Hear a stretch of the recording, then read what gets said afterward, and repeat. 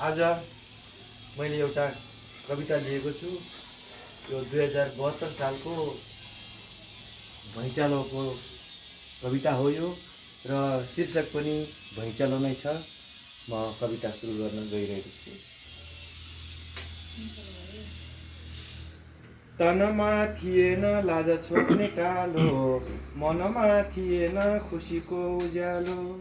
तन थियो मैलो मन थियो कालो, झन् त्यसै माथि थपियो भुइँचालो। झ्याप्पै आयो र झ्याम्मै पो पार्यो, मै हुँ भन्नेको पनि सेखी झार्यो। सबैलाई हुन्छ नि जिन्दगी प्यारो, भुइँचालो पापीले सबैलाई मार्यो।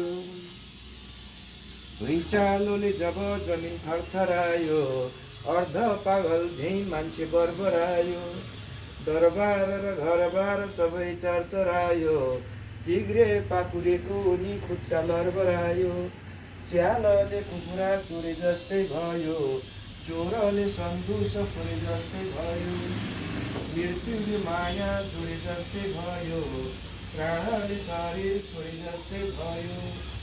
प्राकृतिक कानुन पितलो रहन्छ, न्याय र निसाबमा शीतलो रहन्छ। ठुलो र सानोमा भेदभाव रहन्छ, आफ्ना र पराइमा रिसराग रहन्छ। न त चपाउने न त टोक्दो रहेछ, न त भरी नापी न त जोक्दो रहेछ।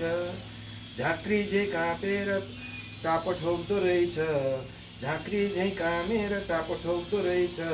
मेट्दै नमेटिने छाप ठोक्दो रहेछ। कस्तो पो रहेछ र अजम्भरी चोला, धरतीको पेटमा नि गडबडी होला। क्यान्सरै भयो कि बिग्रियो गानो गोला, रोगकै पीडाको त छटपटी होला। मर्ने त मरिगए बाँच्ने किन रुने, कट्टुमै छेरेर कतिपटक धुने।